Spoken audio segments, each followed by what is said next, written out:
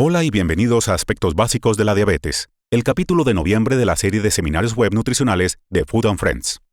Hoy hablaremos de las cuestiones básicas de la diabetes. ¿Qué es?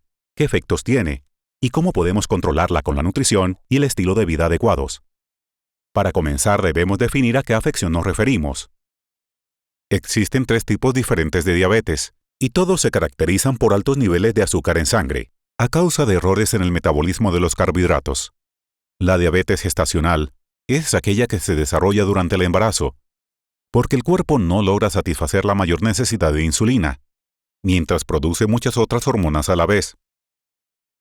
A diferencia de los otros tipos, la diabetes gestacional es temporal, pero puede suponer un mayor riesgo de que la madre y el bebé desarrollen diabetes en el futuro.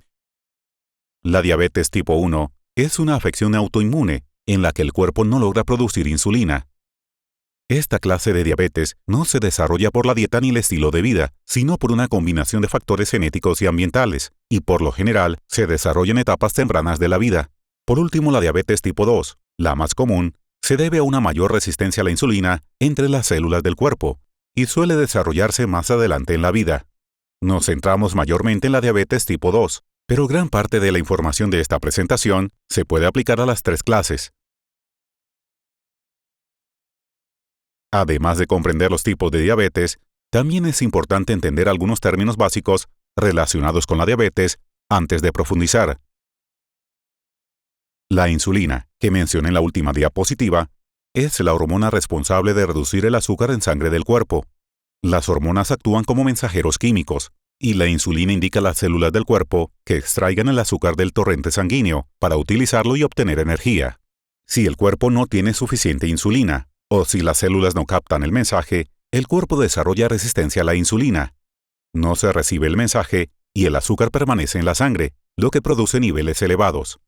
Muchos pacientes, sobre todo los diabéticos tipo 1, reciben bombas o inyecciones de insulina para compensar los bajos niveles en el cuerpo. El azúcar en sangre, también llamado glucosa, es la fuente de energía preferida del cuerpo, y se produce cuando comemos y digerimos carbohidratos. Es importante entender que el azúcar en sangre no necesariamente proviene del azúcar.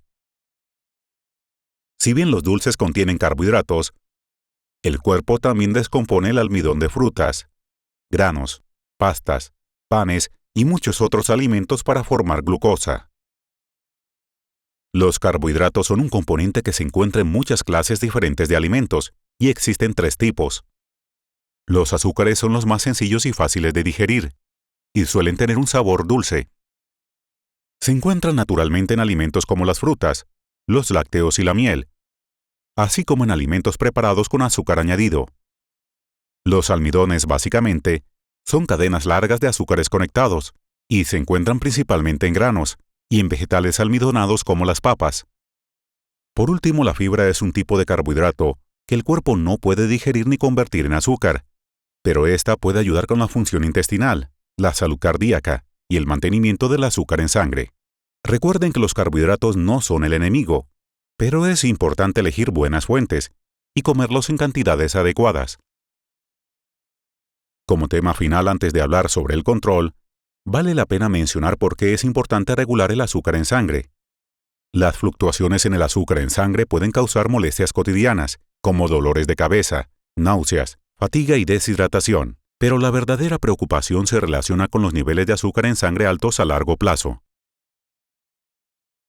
El azúcar en sangre elevado de forma prolongada puede aumentar significativamente el riesgo de experimentar muchos otros problemas, como insuficiencia renal, nefropatías, cardiopatías y accidentes cerebrovasculares. Mantenerlo controlado es fundamental para la salud. ¿Cómo evitamos estos efectos?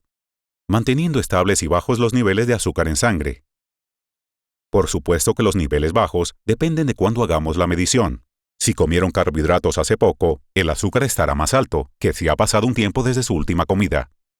Si hacen la medición poco antes de comer, su meta debería ser tener un nivel de glucosa de entre 70 y 130. Mientras que si lo controlan 1 hora después de comer, la meta es mantenerlo por debajo de 180. En el caso del nivel A1C, una medición a largo plazo que suele revisar el médico, debemos mantenerlo por debajo de 7.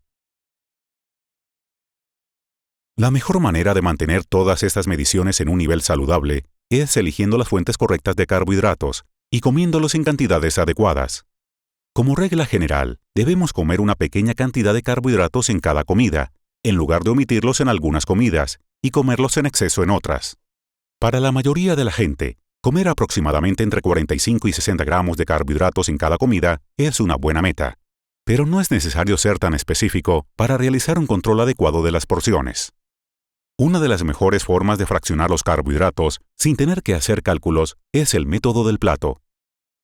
Como el nombre y este diagrama indican, este método divide un plato en porciones, que pueden llenar con diferentes alimentos.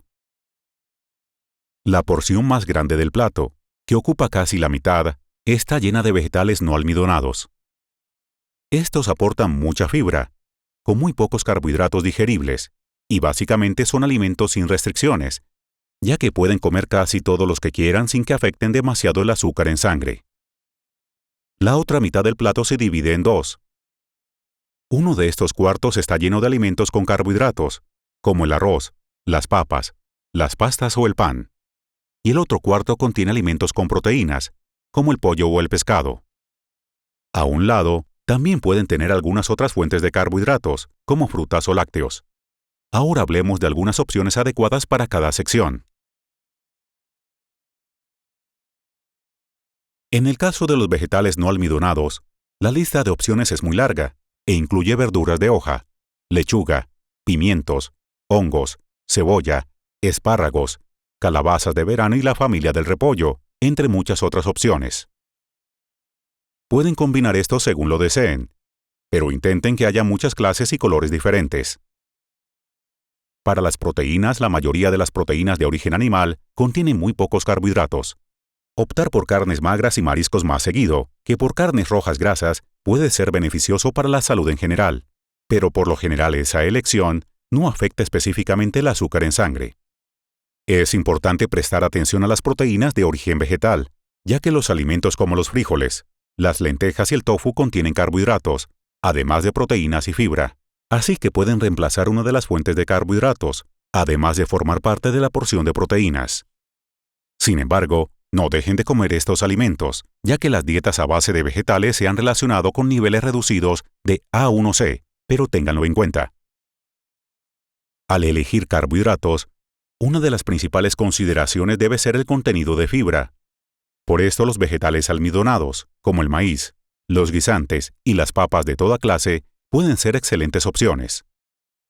En cuanto a los granos, se puede incorporar mucha fibra y micronutrientes extra al elegir granos enteros, ya sea arroz integral y cebada, o alimentos preparados como pastas y panes integrales. Al planificar comidas, también pueden considerar prever el postre. Si saben que van a servirse algo dulce después de comer, tal vez no necesitan incluir trigo con la carne.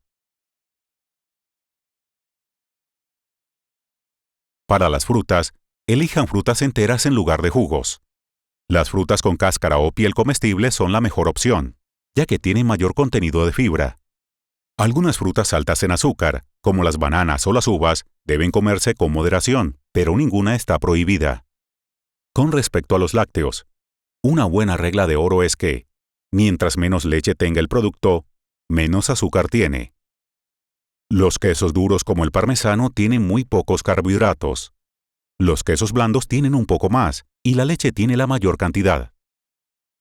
Ocurre lo mismo con el yogur, pero intenten comprar yogur solo, en lugar de aquellos endulzados con azúcar añadido. Pueden agregar sus propios aderezos, como fruta fresca y congelada o granola a su gusto, antes de comerlo. Para conocer un buen ejemplo del método del plato, pueden ver nuestras comidas con entrega a domicilio. En la sección grande de la bandeja, habrá una porción de proteínas, por lo general carne blanca, pescado o frijoles, con una porción de carbohidratos debajo. Las dos secciones más pequeñas están llenas de vegetales ricos en fibra y no almidonados. Combinen eso con una fruta de la bolsa de frutas y podrán disfrutar de una comida completa. Dos de los últimos alimentos que debemos considerar son las bebidas y los condimentos. Algunas bebidas, sobre todo el Gatorade, los jugos frutales y los energizantes, se promocionan como saludables, pero tienen mucho azúcar añadido. La cerveza y el vino también contienen una cantidad importante de carbohidratos, además de su contenido alcohólico.